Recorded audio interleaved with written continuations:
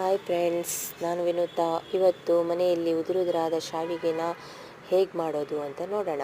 ಮೊದಲಿಗೆ ಒಂದು ಪಾತ್ರೆಯಲ್ಲೇ ನೀರು ತೊಗೊಂಡು ಅದಕ್ಕೆ ಸ್ವಲ್ಪ ಎಣ್ಣೆ ಹಾಕಿಬಿಟ್ಟು ಅದು ಕುದಿ ಬಂದ ಮೇಲೆ ಗ್ಯಾಸ್ ಆಫ್ ಮಾಡಿಬಿಟ್ಟು ಅದಕ್ಕೆ ಎಷ್ಟು ಬೇಕು ಅಷ್ಟು ಶಾವಿಗೆನ ಹಾಕೋಬಿಟ್ಟು ಅದನ್ನು ಹಾಗೆ ಇಟ್ಕೋಬೇಕು.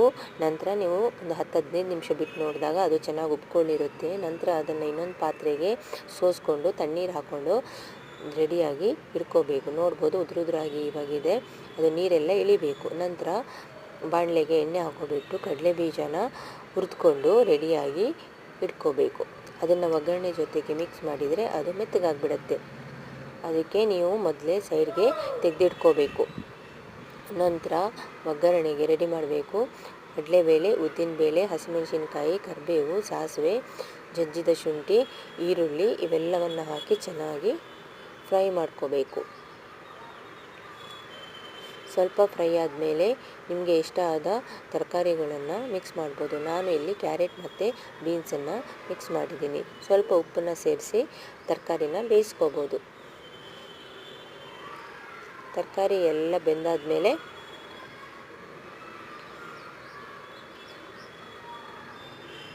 ನಾವು ಪ್ರಿಪೇರ್ ಮಾಡಿದ ಉದುರಾದ ಶಾವಿಗೆನ ಇದಕ್ಕೆ ಆ್ಯಡ್ ಮಾಡ್ಕೋಬೇಕು.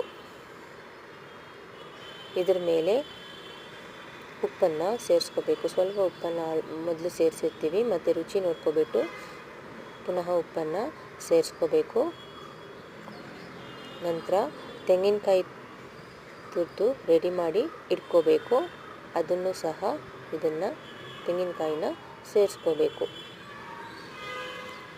ರುಚಿಗೆ ತಕ್ಕಷ್ಟು ಸಕ್ಕರೆನ ಸೇರಿಸ್ಕೋಬೇಕು. ಇವೆಲ್ಲವನ್ನು ಚೆನ್ನಾಗಿ ಮಿಕ್ಸ್ ಮಾಡ್ಕೋಬೇಕು. ಚೆನ್ನಾಗಿ ಮಿಕ್ಸ್ ಆಗಬೇಕು. ಇದನ್ನು ಜಾಸ್ತಿ ಹೊತ್ತು ಇಡಬೇಕಂತಿಲ್ಲ, ಒಂದು 2 ನಿಮಿಷ ಚೆನ್ನಾಗಿ ಮಿಕ್ಸ್ ಮಾಡೋ ತನಕ ಗ್ಯಾಸ್ ಮೇಲೆ ಇಟ್ಬಿಟ್ಟು ನಂತರ ಆಫ್ ಮಾಡ್ಬೋದು. ಚೆನ್ನಾಗಿ ಮಿಕ್ಸ್ ಆಗಬೇಕು ಎಲ್ಲನೂ.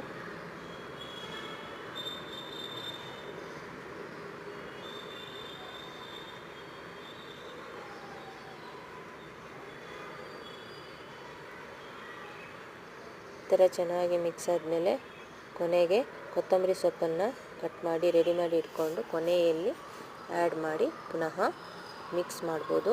ನೀವು ನೋಡ್ಬೋದು ಉದುರಾದ ಶಾವಿಗೆ ರೆಡಿ ಟು ಸರ್ವ್. ಈ ರೆಸಿಪಿ ನಿಮ್ಗೆ ಇಷ್ಟ ಆದಲ್ಲಿ ಲೈಕ್, ಶೇರ್, ಸಬ್ಸ್ಕ್ರೈಬ್ ಮಾಡಿ. Thank you friends. ಇನ್ನೊಂದು ರೆಸಿಪಿಯೊಂದಿಗೆ ಮತ್ತೆ ಬರ್ತೀನಿ. Thank you.